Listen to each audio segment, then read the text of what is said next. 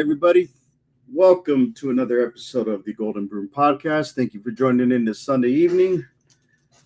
Tonight, I'll be going solo during this interview. We have Chris. He's out today, so hope everything's okay. And yeah, wish you the best. But show must go on, as they say. So thank you all for tuning in. For tonight's guest, we have the head coach of Spalding University Baseball out of Louisville, Kentucky. And let's go ahead and welcome to the show none other than Coach Larry Owens. Hello, Coach, and welcome to the Golden Broom. I'm glad you can join us this evening. Hey, Terry, thank you. Thank you so much. Appreciate it. So before I begin, I'd just like to say just my own personal knowledge. I don't want to say anything to make sure I got it right. Now, is it Division II or Division III that Spalding is in? NCAA Division III. Division III, okay. Sweet. So, like I said, thank you again. I know you just came in from some travel ball, as you said. Right. So without further ado, I'd like to give you the floor at this point in time to go ahead and tell us who is Larry Owens and his history with the game of baseball. Well, I think it's close to 32 years in baseball. Played obviously in high school, played in college, played a year minor league baseball with the Atlanta Braves. So it was a 1990 draft, 27th round pick, went to Armstrong State College, graduated from there. Then I was out of baseball for a year, but then got back in it, coached in high school for 2 years at Jeffersonville High School here in Indiana, where I live right now, which is right across the Ohio River from Louisville, Kentucky. Then I spent a couple years at Wabash Valley Junior College as a recruiting coordinator and pitching coach there in Illinois, in Southern Illinois. Then I got the opportunity to be the volunteer assistant at Southwest Missouri State. But in the process, in mid-year, the volunteer job came open at the University of Louisville. And so it was an opportunity to kind of get back home. So I came back home, and I was there for 2 seasons. From there, I went to Austin Peay State University. I spent 2 years there. Then got the job at the University of Memphis with Dave Anderson, former Major League player with the Dodgers and Giants, who's also become a really great friend of mine. And then when Dave left Memphis, I had the opportunity to get involved in independent ball. So I went out in San Diego and worked for Terry Kennedy as the pitching coach for the San Diego Surf Dogs in 2005. That was the year Ricky Henderson played for us. That was pretty neat. Wow. And then I got a scouting job with the Red Sox in 2006. I covered the 4-state area here. I covered Kentucky, Tennessee, Ohio, and Michigan. And then that kind of parlayed into a job with the White Sox where I got back on the field. Spent 7 years as a minor league pitching coach for the White Sox from 7 to 13. And then the head baseball job came open at Bellarmine University here in Louisville. So I was going to begin to miss a lot of things that my young kids were doing and jumped on that opportunity. I was there 9 years. Saw the transition from Division II to Division I. We were Division II for my first 7 years. The last 2 years we were Division I. I resigned that job after the 22 season and was out of baseball for 3 years. I was a high school athletics director at Jeffersonville High School here where I live and where I went to high school. Missed baseball terribly. Resigned that job in May of 25, went to the Appalachian League, hooked back up with my buddy Dave Anderson, helped him out in the Appalachian League, which is now a collegiate summer league. Spent the summer there and was seeking a job back in baseball. And then the job came open in December of 25, mid-December of 25, and Brian Kleinert at the athletics director at Spalding called me and asked me if I'd be interested in the job, and absolutely was, and took the job in mid-December, and here we are. So been a head coach at Division III now, Division I, Division II, coached junior college baseball, coached in high school, played Division II baseball, played in the minor leagues. So pretty extensive, baseball background, and just really fortunate. Took me a lot of places, got to see a lot of things, meet a lot of great people, and be around a lot of great players. So it's been great and awesome. Love it. That's awesome. Now you mentioned the Seattle Sea Dogs or Surf Dogs? San Diego Surf Dogs. San Diego, sorry. Diego, yeah. Forgive me. Yeah. South. Now, is that Is that a minor league team? I take it. At the time, I believe I'm not even sure that the team. I don't think the team exists anymore. I think they merged with I want to say they merged with the American Association. It used to be it was the Golden League. The first year of the league was 05. I think it ran pretty good for maybe 3 or 4 or 5 years. I don't know exactly. And then I think the teams kind of merged with the American Association. But the first year of the league was 05, and that's when I was there. I was there with actually Terry Kennedy was the manager, but Dan Chalowski was the hitting coach. His son was just the first pick in the country. This past draft, Rock Chalowski. So pretty cool. But like when I heard Ricky Henderson, I was like, wow, what was that like? Crazy. It was surreal. It was wild. It was, you grow up. I mean, he's not a great deal older than I am, but old enough that I obviously really loved, watching what he did and watching him play. But then, just getting to know what he was like. I mean, he was really, really. The one thing that stuck out to me was that he was really good to the young players. He was what he was supposed to be. He's a really, really good teammate and really did everything he could to help young kids, do what they needed to do to, follow their dreams of, maybe playing in the big leagues one day. And I think we actually we had one kid off that independent league team that went on to play in the big leagues. We had 3 or 4 that had already played, but Cody Clark, who ended up catching a little bit in an Astros organization, ended up being the bullpen catcher for the Royals when they won the World Series. Cody's dad used to be the assistant at Arkansas for Norm DeBryan. So pretty cool. There's a lot of connections. That's baseball for you, full of connections here or there. But it was a great experience. It was really neat for me to, like throwing BP to him was like, I throw really good BP. I have no problem doing it. But man, when he got in, I'm like, all the things that you don't want to happen get in your head, like, don't hit him. Don't hit him. I'm left-handed and right-handed hitter. So, it was neat, man. It was really fun. It was really cool summer. Kids dug it. I dug it. It was, being around TK, being around other managers in the league. All those guys had big league experience. It was a really, really fun summer for me. 2005. I bet. I think that summer I was actually on my first deployment in Iraq during that time. So, but it was a hot one there too. But I would have much rather have had your summer, from the sounds of it. Well, thank you for doing that. You were doing a lot more important things than we were. That's for sure. My goodness. I appreciate it. Wow. So we'll jump right into, let's talk about Spalding University itself. Now I know you just said you accepted the position. This is back in December. So again, congrats with that. Wish you nothing but success, with that. I know there'll probably be some tumultuous times, as we all know, when there's a coaching change like that. But, as we know, those don't always last.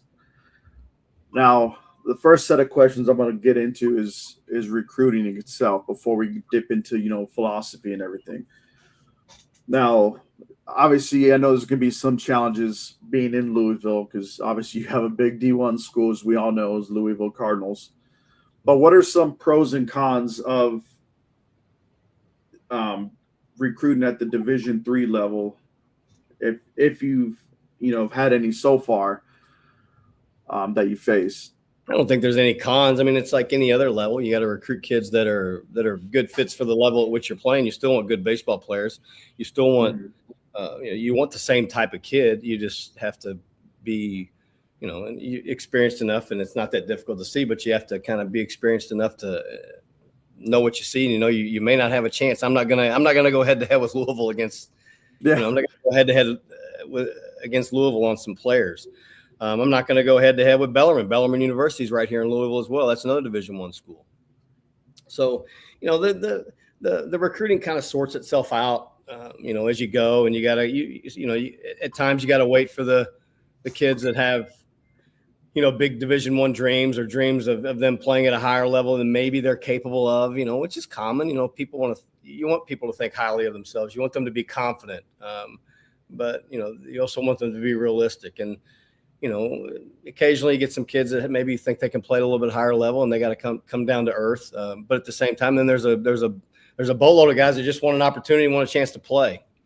I mean, recruiting, it doesn't, I don't think it's any different at any level. It's just, you have to be sensible enough to go after kids that can obviously play at your level. There is a difference at each level, but you still want the same types of kids. You want, it's easy to go out and grade what they can do. You can go out and watch a kid play and, he can grade out his bat, his arm, his glove, his legs. And, the hardest thing to grade is his makeup. What kind of person is he? What kind of teammate is he? And that's where you got to kind of dig in a little bit and talk to as many people as you can. And, to me, that's one of the most important things. We want, at the past two schools I've been at, Spalding and Bellarmine, we seek high achieving students, and usually high achieving students typically have good makeup. They do the right things. I don't want to deal with issues in the classroom. I don't want to deal with kids that are going to struggle to go to class or things like that. So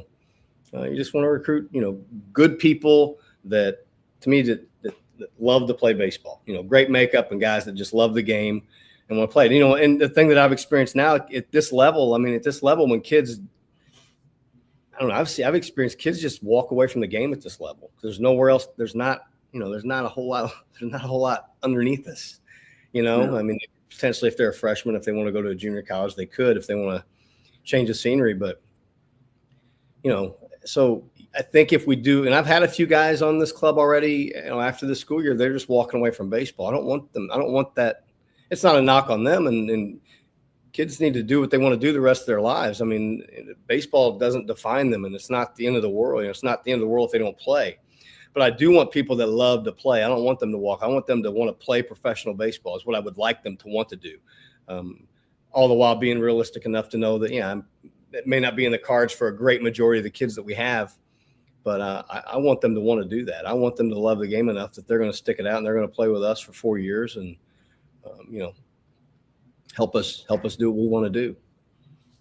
Now with because and I agree right there. It leads me into my next question. If you have, let's say, there's a recruit you're going after. Now there's it's teetering between. He's been contacted by Division II schools. He won't necessarily start right away, but at your level, he could be a surefire stud. And then if he decides to transfer later on, or whatever he decides to do for his journey, what sort of sales pitch do you say? Try to convince him, hey, if you want early playing time, and it could be a sure thing at Division III, not necessarily going to be at Division II. How would you try to lure him away from? Yeah, it's not. There's no guarantees. They still have to perform, and there's always going to be. You always want to have that competition on your club for playing time. There's no guarantees. I can't guarantee them playing time. Realistically, logically, it's a lower level. They should maybe generally have more of an opportunity to play at our level than they would maybe where they're going. But it depends on the kid. It depends on, is it a kid that maybe he's between the mid-major Division I and Division II level? Mm-hmm. Well, he may play a lot at the Division II level. Well, he play probably a little more at ours. You just got to find the right fit. Does the guy want to? It all comes down to how much do they want to play? Do they want to play? Do they want to get out on the field and have an opportunity to play?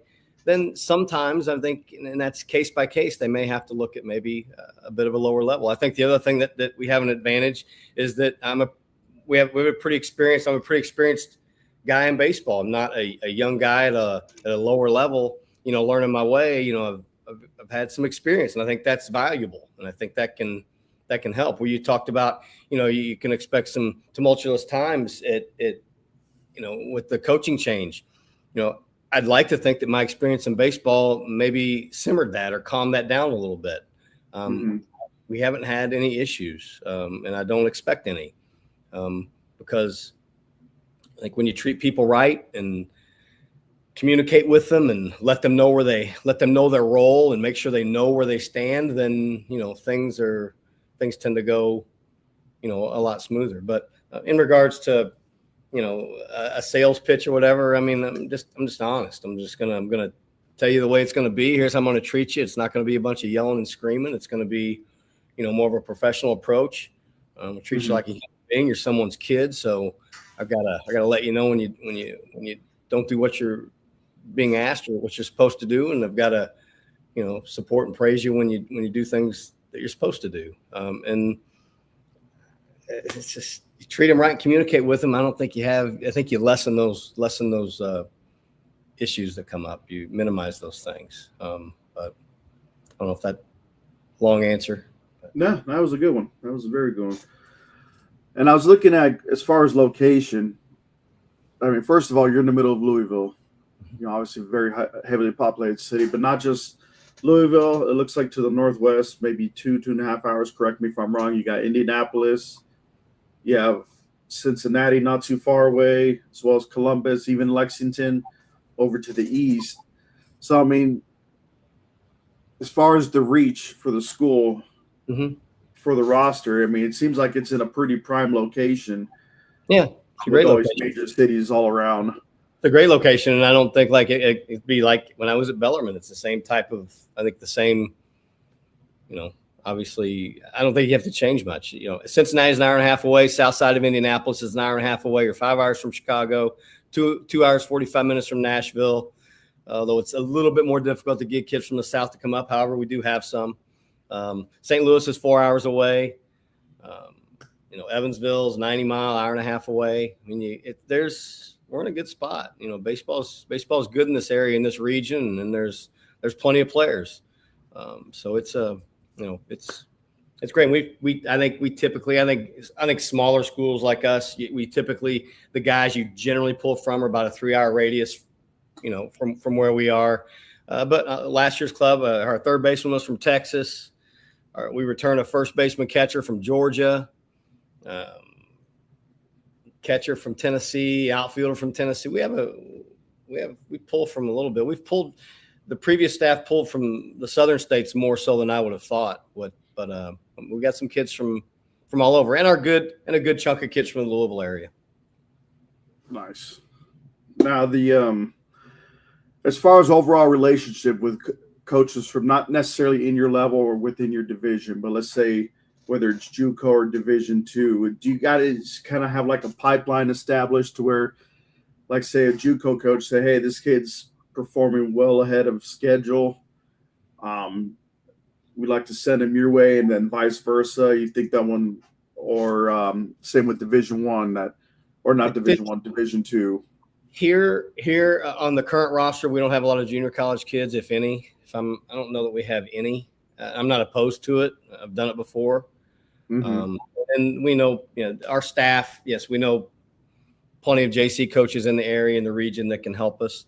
High school is where we'll probably, and that's what I'd kind of prefer. I mean, I'd prefer building the roster with high school kids and then filling in with, there are 4-year transfers in the era of the transfer portal. I mean, that's a pretty important piece, as well as junior college. So I don't think we're ready to have a roster full of transfers, but I do think that they can, fill some important gaps, when you have immediate needs or you need to have a need for an older guy, experienced guy, it's the way to go. We're trying to do it right now. We're still seeking a few guys, just kind of, getting in the portal and trying to just kind of finalize some things with our roster. And again, just kind of waiting for some guys to kind of come down from, maybe dreaming a little bit, or, thinking they're going to get an opportunity at a little bit of a higher level, and they may have to not necessarily settle, but I think things shake out, the way it should. There's like right now at Division I, II, and III, there's over 5,000 kids in the portal.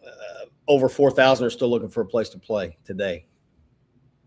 Now, one thing, and this will probably be my final recruiting related question, and it will slowly transition into the, your coaching strategy and all that. When I know you say you just got the position, you haven't looked over, like, say, fully the roster yet, not like haven't really got to know everybody yet. But as far as the reach that Spalding has been able to accomplish, geographically speaking, from the furthest away from the campus itself, like, what's the roster look like as far as current active players that you guys have been able to bring in?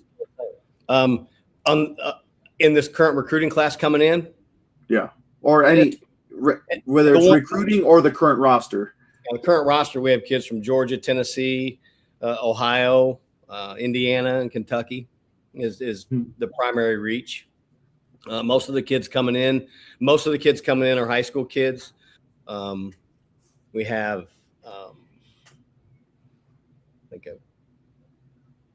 two high school kids coming from Indiana, a couple from Ohio. The rest are from Kentucky. We have a transfer coming from Ohio. And then I'll seek a couple more transfers, and I don't know where they're going to be from. We'll see. But that's just it's still the reach. That's what our current roster is still made up of. We lost a kid from Texas. He was a senior last year. We lost a reliever to graduation from Ohio. Some Kentucky kids, an Indy kid. It's in the region. It's nothing's going to change. That's where I feel it'll always be. And you might find a straggler. Heck, you might get a call from somewhere, a kid from, wherever. But we're not going to get on a plane or, go drive 10 hours to go. Do that. There are plenty of kids within a 3 to 5 hour radius of here, and a lot of that can be done over the summer. With the showcases that are around, and it's through contacts, word of mouth. There's plenty of kids out there, man. A lot of kids want to play, and that's great. It's an awesome thing. All right, so now let's talk like your game plan. I know you sent me stuff earlier. I didn't get a chance to look over to that. I just came in just like you. But tell us, like, when it comes to pitching and say fielding, what's your overall like strategy or philosophy when it comes to your during the game operations? Pitching and defense are. I don't think that's changed. It's been that way for a long time. Pitching and defense, I think drives the bus. That's the priority. You gotta have good arms. I mean, it's a philosophy. I mean, it was driven home in my head when I worked with the White Sox, and it's not like they own it. It's not like that. It's pretty common, pretty simple. You want to gotta throw strikes. You gotta throw first pitch strikes. That's great. First pitch strikes to me do two things. They make the pass to two of the first three pitches for strikes easier. And when you throw first pitch strikes, it makes it very difficult for the hitter to know what's coming. You throw a first pitch ball, you're probably going to throw a fastball on one of the next two pitches. Pretty simple. 2 out of the first 3 pitches for strikes are huge. I use baseball reference and MLB by count as a guide. In a major league season, since 1998 with 30 teams, there's about 185,000 plate appearances, about 165,000 at bats each year. Big league hitters hit below 200 in 2-strike counts. They hit above 300 in non-2-strike counts. So which guy do you want to face? You want to face the guy hitting below 200? Or you want to face the guy hitting above 300? So it doesn't mean you lay it in there either. You have to be able to command the ball a little bit. You have to be able to move the ball around within the strike zone. But the thing you can't do is try to create swings and misses or throw perfect pitches. When you try to do those things, you're going to get behind the count. You get behind the count, the advantage goes to the hitter. So just generally speaking, without knowing anything about the other team, first pitch strikes, 2 of the first 3 pitches for strikes, sub 15 pitch innings, leadoff outs. Try and do those things. Those things have nothing to do with what you threw, when you threw them. They have everything to do with you being aggressive and offensive minded. And it keeps you out of trying to be perfect. You're going to try and throw an 0 pitch on the black. 0 pitch on the black. There's the edge of the plate. That's a strike. That's a ball. It's only a strike one way. If it's off the plate, it's a ball. If you stay in the middle of the plate and down's a location too, there's nothing wrong with that either. Throw the ball down in the strike zone. I think we're in an era where velocities. Everybody's chasing velocity. Everybody's stuff oriented, and they just kick their leg and try and throw it as hard as they can or spin it or do whatever they're trying to do. And they want metrics instead of the metric I like is outs. Get the guy out, do something that's going to lead us. It's hard to hit with 2 strikes. If you go ask a hitter what he wants to hit in, he's not going to say, I'd like to go hit in a 0-2 count, 1-2 count. Hell no, he wants to hit in 2-1, 3-1. 0-0. He doesn't want to hit in damn 2-strike counts.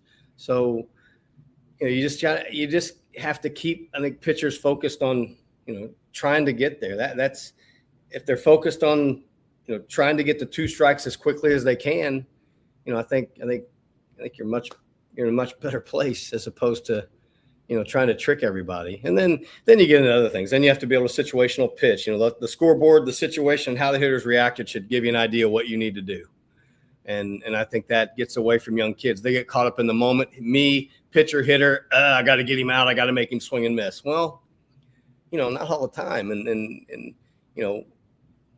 I talk about this with recruits when they come in. If you and I are pitching and catching, you're pitching, Terry, and I'm your catcher, and they put us in a helicopter and they go drop us off in the middle of Iowa in a baseball field. A game going on. There's a game going on, and they just drop us there. And the only people we know are you and I. We know each other, and that's it. We don't know anybody else there. Before we throw the very first pitch, I have to know one thing. I have to know what the score is. First of all. Then I got to know what inning we're in. Then I can look at, okay, how many outs there are, who's on deck, and I can see the men on base. I can see, but so the scoreboard tells you a lot. The scoreboard will tell you exactly how to play the game if you let it. And far too often, I remember being in rookie ball. The last season I was coaching in rookie ball with the White Sox, and it was the first inning. We were playing the Kingsport Mets. It was the first inning of the game. We're the home team, a 9-inning game, obviously. And we get 2 quick outs. First 2 hitters of the game are out. We go 3-1 on the next hitter, and he throws a breaking ball, 3-1. I'm like, what's – we don't call pitches in pro ball. And 3-2, breaking ball. What are you doing? What's going on? What's he scared of? If he hits the ball out of the ballpark and he hits it to the moon, it's still 1-0, and we have 9 chances to score. The thing you can't do is walk a guy with 2 outs, create a big inning, things like that. So, right then, that's an inexperienced kid just going out and competing, which is fine, but then the player development piece comes into play where we have to kind of teach him and guide him. No, here's, pay attention to these other things too. What's the situation? There's a really good time for that 3-1 or 3-2 breaking ball. When the winning run, tying runs at second and in the 9th inning, and you got an open base, or you're the home team, and there's a great time for a 3-2 breaking ball, 3-1 breaking ball. But far too often kids get hung up on, they just compete, which is great. They just have no idea what they're doing, and so that's our job, kind of teach them and direct them. In regards to defense, I mean, you got to make plays. You got to be, number one, positioning. I think that's the one thing that I think young kids don't understand is just general positioning. It's hard for a kid to tell the things that I think are important. Number one, you got to know what straight up is at every position. What's straight up? Because then I know if I'm playing them to pull or if I'm playing them the other way. Do I have any information on the team I'm playing? If you have information on the team you're playing, that's a little bit easier. Then we can help you with, kids that have tendencies. Do they like to pull the ball? They stay in the middle of the field. What do they do? What's the situation? Man on second, nobody out in the 5th inning in a tie game, right-handed hitter, he should be trying to hit the ball the other way to get the guy to third base. I mean, so that's going to affect who holds him at second. There's so many things that come up, but you just got to watch the game, let the scoreboard tell you what to do, and tell you, generally how to handle approaching or attacking a hitter, and then how to defend him. And because you may go out there and you have a card, now it's pretty cool to have the little cards. They look at their cards where I'm supposed to play. Well, you might throw that out the window based on what you see. Well, this card says this, but I'm not seeing this. Yeah. So then you have the sense to move around. I don't call pitches. I never have, and I don't jump out and super coach with my towel and tell everybody where to play. If we need to move a guy, we'll move a guy. But hopefully we've coached them a little bit and they understand what to do. They need to move in counts. They need to move in situations. Play where you think they're going to hit the ball. I don't know where the hell they're going to hit the ball. If I knew, I'd put all of you there, or more than one of you there. But I don't know. So it's you just gotta you gotta prepare them as best you can. And I think that's maybe what's lacking, especially at the lower levels of baseball, is that those things need to be taught. And I don't know how much they're being taught anymore, but I don't know. Those are some things that we're having to teach the college kids now. And so long answer, I guess, but no, it was all very informative. Yeah. Now with as far as the offensive side of things, I know Chris would say stuff like, is it more of a launch angle or, power hitting or line drive hitting? That I guess that would probably depend on the individual batter themselves. according I to how pulled the numbers. I pulled the numbers from Baseball Reference, and you can see the hit trajectory in the big leagues. And the thing good about that is the big leagues, we have 162 games. You have a gigantic sample size to pull numbers from. And it was by far, I can't remember the exact numbers. If I had them, I could pull them up and show you. I mean, it's, fly balls, guys hit whatever, 280. Ground balls, guys are hitting 270. I don't know what it is. But the highest one by far, line drives in the big leagues, guys hit over 600. Bunts, they hit over 500. So I think bunting can help us a little bit more. I don't think you got to go up there and bunt all the time. But it's a tool that I think is maybe underused. And then, I mean, try and hit the ball hard on the line. I mean, I personally think the teach of, getting the ball in the air or manipulating and really trying to get the ball in the air, where you hit the ball is a byproduct of where you hit it in relationship to your body. I think if you catch the ball, if the bat meets the ball near where your front foot is, even with your front foot, meaning depth wise, front to back, you'll hit the ball somewhat in the air. You'll hit the ball on a line. If you get a little too far out front, you'll pop it up. If you're a little late, you'll pop it up. If it's away from you and try and come around it, you're going to hit a soft ground ball. So just you try and want the mass of the bat and the mass of the ball to occupy the same space at the same time and try and hit the thing and try and hit it stay through it as long as you can. And then the other part of that is you got to get a good pitch to do it with. Breaking balls in the dirt, can't do it then. High fastballs, can't do it there. You got to get a good pitch to hit. If you get a good pitch to hit, and then you can put a good swing on it and just try and hit the whole ball and hit it hard and generally hit it back where it came from, you're probably better off than trying to manipulate the bat to get under the ball, to hit it in the air, to hit the ball in the ballpark. I mean, that's been the focus, and home runs have certainly gone up. I mean, at every level, home runs have gone up. But also the focus with velocity and everything. So especially in college and the minor leagues, walks are through the roof. Statistic, I have the numbers. I mean, it's not good. So I mean, that's where we are, though. That's the era that we're in, and so I think on our club, like this year, we had 19 home runs as a team in 40-something games, 42 games. We didn't hit the ball in the ballpark. We had to bunt. We had to get on top of the ball. You had to move the ball. You had to situationally hit. You had to do those things. We talk about, when you walk to the plate, I think you either have to do one of two things. You have to get on base or you have to do something that's going to help us score runs. Fly balls and strikeouts do neither. Ever, anytime. So if nobody's on base, get on base. I don't care how you get on base. That means you can't swing 3-0. But now second base, one out.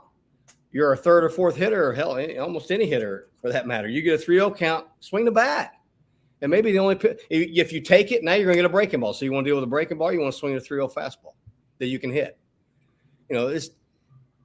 Try to be sensible about it. Get something that you recognize the situation, get something that you can handle, and just try and put as good a swing as you can on, hit the whole ball as hard as you can. I would really, really discourage trying to hit the ball in the air and manipulate the ball, because bad things are going to happen. And then they become easy to pitch to, and I don't think you're being as productive. And then you're not helping your team. You know what I mean? I mean, strike out some soft fly balls and pop-ups, man, don't do much. They don't help you score runs. And so, that's what you're trying to do. Offensively, we're trying to score runs. Defensively or from the pitching side, we're trying to prevent runs. So, do what you can to do those things. Trying to create swings and misses and throw perfect pitches don't help me prevent them from scoring runs, and getting up there and swinging out of my butt and, trying to hit the ball in the ballpark doesn't help a whole lot either. Gotcha. And then, after you told me that stat of 19 home runs in 42 games, correct? Mm-hmm. So would it safe to say that once you guys get on base, you're a pretty aggressive base stealing team? Try to be. I mean, we had what we had. I mean, I thought we were. Yeah. I thought as a team, if you go back and look at the season last year, I thought we overachieved a little bit. We were very young at every position. We only had our center fielder had some experience, had probably the most experience of anybody on our team. Our starting right fielder, our center fielder and right fielder, probably our best. Couple of our best offensive players. Didn't play a full season the year before. The guy who ended up playing first base for us caught a little bit and didn't really play a full season, but was a really important piece of our team. Other than that, we were young everywhere else. I mean, we had our DH, I think, had 8 at bats coming into his senior year. in his college career. We DH'd him. Our third baseman probably had in the neighborhood of less than 10 at-bats his entire college career. He was a senior. Our left fielder was a sophomore who had 1 at-bat the previous year. Our shortstop was a freshman. At the end of the season, our second baseman was a freshman. We'd have a freshman catcher who was a first-team all-conference player for us. We were just really, really young. We were okay on the mound, but we were really, really young. And so our first 2 weekends, we had 19 more strikeouts than we had hits. I mean, we were going up there just trying to – you can't hit it out of the ballpark. Don't try. You have no chance. So we had to focus on trying to just – you got to move the ball for one. You got to cut down on your strikeouts. And we have to do something to produce runs. We're going to have to steal bases. We're going to have to, bunt in times maybe where you ordinarily wouldn't do it, just to, because teams at our level sometimes too don't defend bunts very well. So you're trying to put a little pressure on them to score runs, and it worked for us. And I thought we had a really good year last year. Like I said, I think we overachieved a little bit, but at the same time, the guys got better. They cut down on their strikeouts. They started to move the ball more. They did a great job. We had a great season last year, despite our youth and inexperience. Well, I mean, hopefully that will improve with these upcoming. For sure.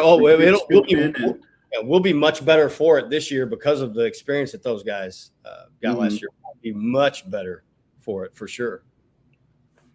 Got you. So at this time, we're going to take a quick commercial break. But let me ask you, before we do that, are you a coffee drinker? No, I can't stand it. All right. Well, my vice is Diet Cokes. So this one won't pertain to you then. But this is a word from our sponsor here. Our sponsor, Cocaine Coffee. So do a quick commercial break, and we'll be right back, folks.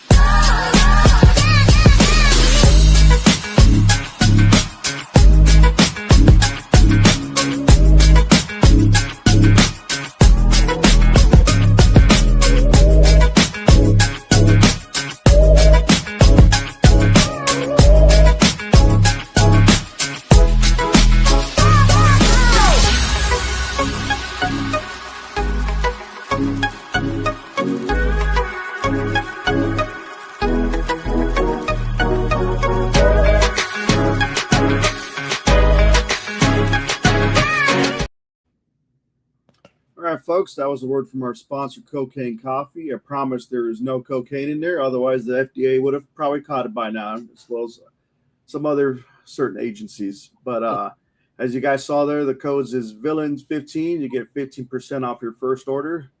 So thank you, Cocaine Coffee, for the sponsorship. And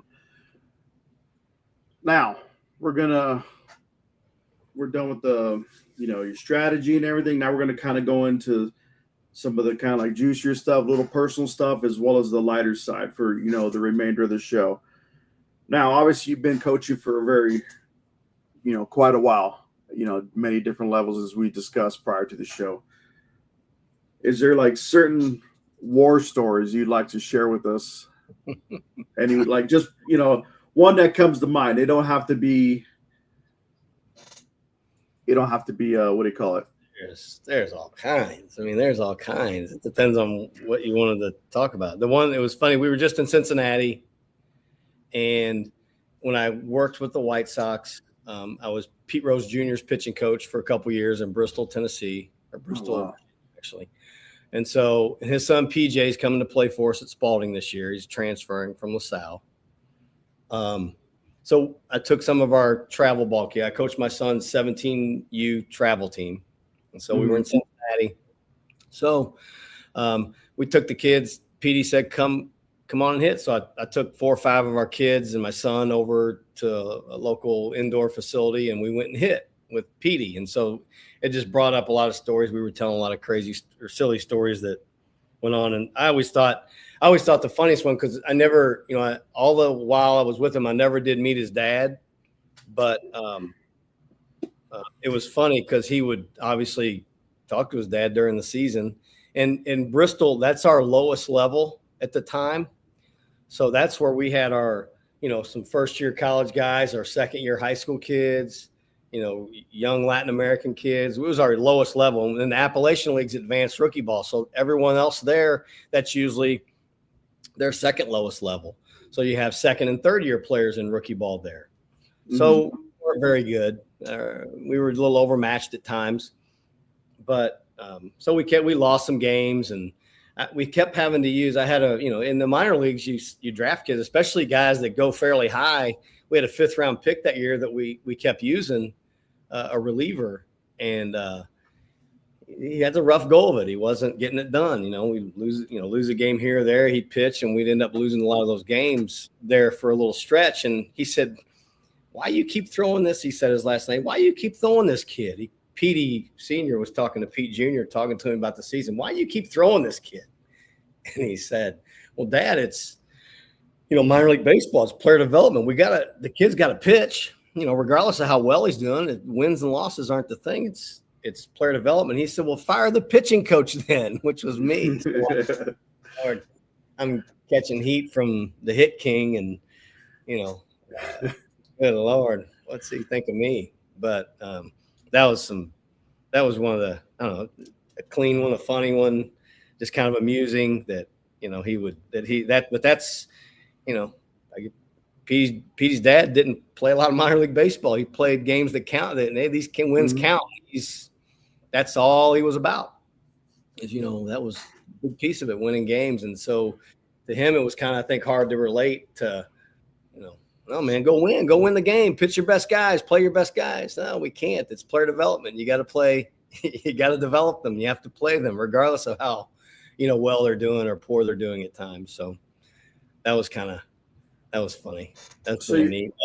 There was another one in San Diego with Ricky Henderson. It was about the time that they put in, you had to keep a foot in the box. Mm-hmm. It was a rule where the hitter had to keep a foot in the box. And old school base, before, I don't even know when that came into place. This was 2005, so it was a little bit before then. Mm-hmm. You took a ball, you ball strike, whatever, you could step out of the box. You could do whatever you want. But if the pitch was a ball, or a called strike, I think if you swung at the pitch, you could get out of the box. Or if the ball knocked you off the plate, you're out of the box. You could get out of the box. But if you took a ball or whatever, or if it took a strike, you had to keep a foot in the box to help speed the game up. And you'd see umpires a lot of times, they would take their hand and they would be telling you, "Hey, keep a foot in the box," and he'd motion his hand to tell the hitter to keep the foot in the box. Well, Ricky didn't like the strike call. It was a ball. It was a pitch that the umpire called a strike, and he didn't like it. And so he, walked out and, showed his displeasure and was probably saying stuff to the umpire. And the umpire kept telling him, "Get in the box, get in the box." And that was foreign to him. He didn't know anything. It was like that. No, he played in the Hall of Fame big league player. He's not foot in the box. I can do what I want. I don't have to put a foot in the box. And he threw him out of the game. And he threw him out of the game, and which kind of stunk, because I'm sure everybody at the ballpark there was more likely there to see him that night. So they threw the only guy out that was there to watch the game to see. And so I ended up going back in the clubhouse, and he was back there, and he was kind of taking his stuff off. And I explained the rule to him, and that he just literally didn't know about it. I mean, and why would he? Why would he know that? I wouldn't expect him to know that. But it was just because he just didn't know the rule. And it was just kind of funny. With the rule like that, it doesn't seem like it's a major change in the sport, like overall. Like that's like something they would consider. At the time, it was kind of like, really, you're going to make us do that? They were doing it in college, I know for sure, and then they were doing it, and then it evolved into the minor leagues, but they weren't doing it in the big leagues. And and Ricky had never experienced that, apparently. But yeah, he didn't know he had to keep a foot in the box, so they threw him out of the game, which was kind of silly. But I just thought it was kind of, considering who he was and everything, it was just wild, kind of neat, kind of cool. So that's fun. Like you mentioned Ricky Henderson, you also mentioned your story with Pete Rose. And remind me, later on, I'll send you a picture because I actually met Pete Rose in, of all places, Las Vegas. Yeah. And it was at Caesar's Palace, and it was like a sports memorabilia store. I think it was called like the Forum Ball. I don't know. It was kind of like a time capsule kind of thing, right? So I just happened to be walking by, looked up, saw the store. I looked up first. He was actually in front of the store signing autographs at the table. I looked up, about to walk by, and I just kind of glanced, and I saw him. Like, I'd take a double take because I'll admit I kind of partied hard the night before. Right. So I'm doing this to make sure my vision ain't failing me, right? So I see him. I'm like, oh God, that's Pete Rose. I'm like, and I walked up and I talked to the employee there. It was off to the side. I'm like, hey, what's going on here? He's like, oh, he's signing autographs. Such price for this. But I'm like, oh, count me in. Went right in the store, got a picture. It's actually a picture of the night he broke the hit record when he was gave his salute to the fans and everything against the San Diego Padres. So I'll have to be sure to send you that picture after the show. You know who the pitcher was? You remember who the pitcher was? That I do not know. I'm pretty sure it was Eric Schau. And then Eric Schau was later on pretty famous. Remember when he hit Andre Dawson in the face and then the big brawl broke out? That same guy. Oh, wow. Pretty sure it was Eric Schau. But like the best part of that one was this day I was actually wearing an old, like a throwback Mike Schmidt Phillies jersey. Oh, yeah. And I wasn't too deep in as far as his history with the game. I knew he played for the Reds. Yeah. I knew it's now one thing I didn't know at the time is that he played with the Phillies as well. Mm-hmm. Mm-hmm. And Expos. So, yeah. Oh, Expos. Okay. There we go. I found something else out today. Yeah. So I went up to him and I got to the line. And he saw my jersey, he had a smile, and then he's like, you know anything about Mike Schmidt? I'm like, oh, I know he's a really good third baseman for the Phillies. It's like, but I'm sure you have more information to give me. As he's signing my picture, he's like, okay, well, 1 second. So after he signed my picture, he had him bring a chair out. So he actually had me sit next to him while he's signing autographs, and he's actually talking baseball about Mike Schmidt with me and everything. So I was like, one of those things I was, forever cherish. Yeah, that's great. Those are awesome. That's what I liked. I liked about like my time with the White Sox, or any time, or hell, my time with Dave Anderson at Memphis, or just being around guys that, I either, grew up watching or, was a little older and got to see play in the big leagues. I never played in the big leagues. So it was just really, really neat to me. And then having the opportunity to sit around and pick brains, and I'd go out for early work with different groups. I'd go out and watch the infielders, or go out and watch the catchers, be with the catching coordinator. I was with the catching coordinator quite a bit, Johnny Orton. I really like being around him and get to, I don't know, just see guys that you got to watch play. That was really cool. I really loved my trip into the ballpark during spring training because it was an opportunity to be around all those people. It was really, really, really neat, really, and really valuable to me. Yeah, I bet. I'm always going to cherish that. That's why it hit me kind of hard whenever, he passed, because to the fact I actually got to meet him, and it just, it hit me different. Oh yeah, no doubt. Now, as we know, everyone faces adversity. So this is kind of like a scenario question for you. You're on a losing streak. Everything's like not working out for you, and you kind of need everything you're trying to implement isn't working out, right? And then you're like, oh, what do I do now? So who's the one person you're gonna talk to, whether on your phone, on the bus, team, family, whatever the case may be, to kind of help you get your head on right, remotivate you, and get back out there and let's go ahead and end that slump? Gosh, I think it depends on what maybe I feel the root cause is. I want to call somebody if I needed to talk to somebody that maybe specializes in whatever we're not doing so well. What's leading to our losses? Is it? Well, okay, let me help you out. It'll be like from a more personal standpoint, like something you're feeling, not necessarily like, gameplay stuff. It's just something like you're thinking in your head, like, should I be doing this anymore? Or I don't know. I could call. I don't know. There's a lot of people to call. I'd call here in town. You got the guy that I'm really close with is Ben Reel, who's the head baseball coach at Bellarmine right now. Mm-hmm. One of my former assistants, Chris Dominguez or Terry Davis at Western Illinois. Chris Dominguez is a hitting coach at Miami. TD's the head coach at Western Illinois. Miami, Ohio, or Miami Hurricanes? Miami Hurricanes. Yeah, Chris Dominguez played here at Louisville, played in the big leagues with the Giants, and was All-American at Louisville. Yeah, he was my assistant. He was one of my assistants at Bellarmine for 2 stints, 2 different years. I don't know if it's more managerial stuff, more game stuff. Maybe, I'd call probably Dave Anderson or PD Jr. Needed more. I mean, haven't had to. I remember when I was looking for jobs or trying to get back in baseball, I leaned on, quite a few people, but tried to get on the pro end. Called Buddy Bell, who was a former boss of mine. He was our farm director. There's quite a few. Just like I said, it kind of depends. If you just kind of, God, what am I doing? Do I need to do this anymore? I don't know. I'd probably call Ben or Mingo or TD, Jim McGuire, Volunteer State and Gallatin, a good friend of mine. I mean, there's a lot of folks to call, and that's good. I'm lucky to have, quite a few. I don't know that there's just one. Call a lot of people. Well, that seems like very good because it seems like you already got somebody for a different scenario, whatever the case may be. Because you may call this one person, but they might not understand the scenario like,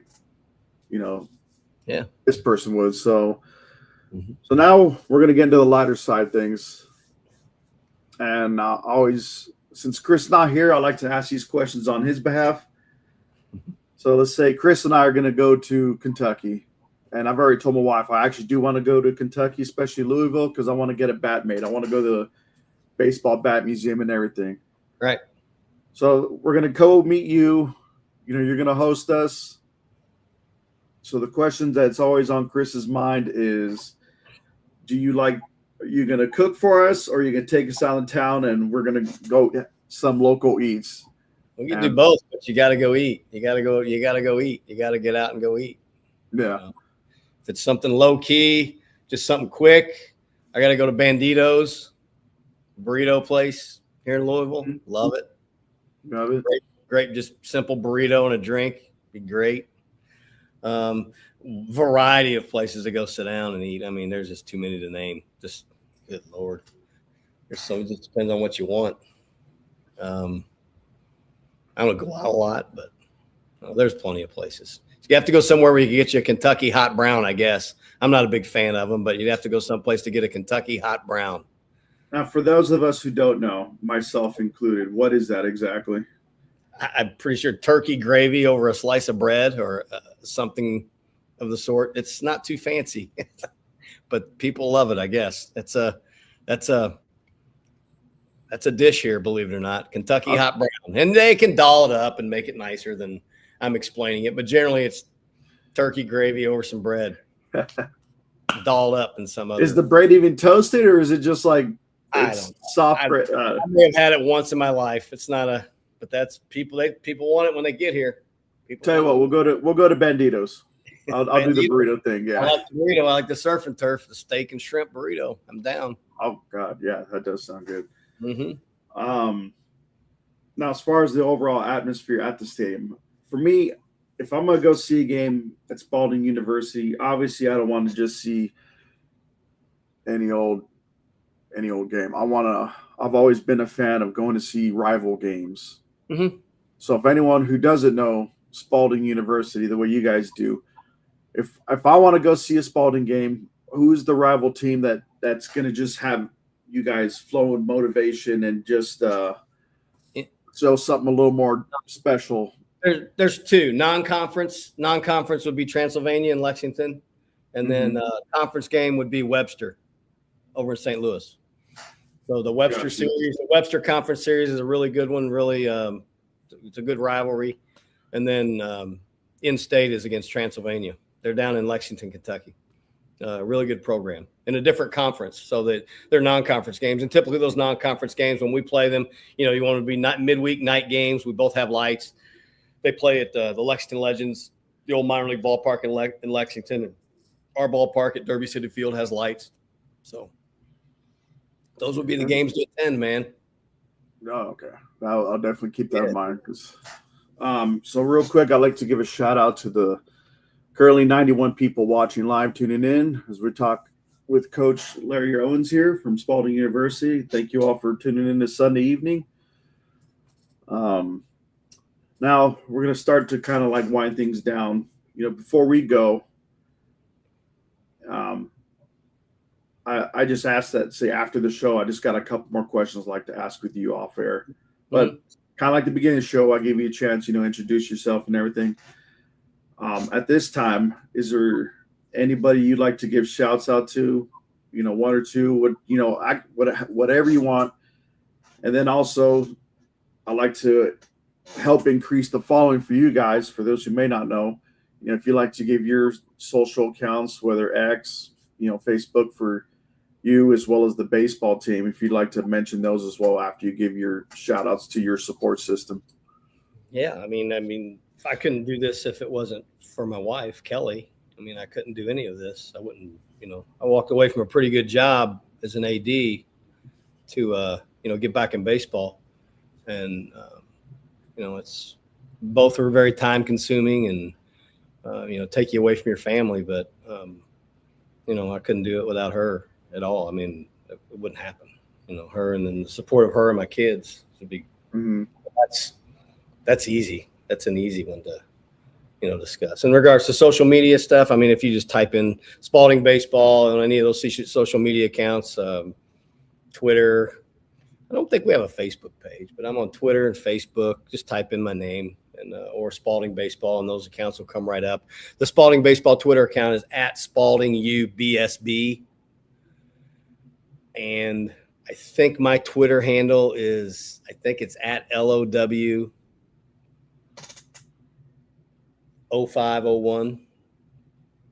Pretty sure that's it. Or you type in the name and it would come up. But no, we try and stay pretty active on social media, especially, obviously, especially during the season. But, it's a good avenue to reach people. And it's really become, with recruits. Since being back in again, now I get a lot of the high school kids start following you, because they want to get on your radar and they want to play, which is great. So it's pretty cool, pretty good stuff. Got you. All right. Well, I'm just going to, thank everyone who tuned in tonight. Just one quick announcement. If everything goes next week, now next week's show is going to be a little different. We're going to do a pre-recording due to scheduling with our guests. But if all goes well, we'll do a pre-recording and then we'll post it, same great time Sunday evening here on the Golden Broom. But next week's interview should be with Coach Heller out of Iowa. So Rick Heller. Yeah. Yes. Good one. So that's the latest for next week. Now for my show on this coming Wednesday, I had the pleasure of interviewing Coach Christopher Crenshaw out of Southern University. So I look forward to that. This will be the first historically Black university I've ever had the opportunity to interview, and I look forward to hearing all about baseball from Southern University. Well, for the 96 people watching, everyone that's tuned in, I thank you again for coming in. Thank you, Coach, for joining us. I know you're probably worn out from the road. I promise I won't keep you long after the show. That way you can get back to resting up. And when you coming to Louisville? That I'll let you know. I will let you know for sure. I'm hoping next year or two. Come on. I will. I said you guys got that baseball factory. I already told my wife that. Of course, there's other things, but my main thing is I want to get a custom bat made. I've always liked that kind of like wine colored, that dark red colored bat. So I want to get one of those done up for me. Oh yeah, I will for sure hit you up there. Come on, come see it. We won't do that. gravy on bread thing, though. No, Kentucky hot brown. We'll go get something else. We'll go get you a glass of bourbon too. Perfect. Stogies? You can. I won't. I'll watch you. But yeah, so thank you all very much, and we will see you next week on the Golden Broom.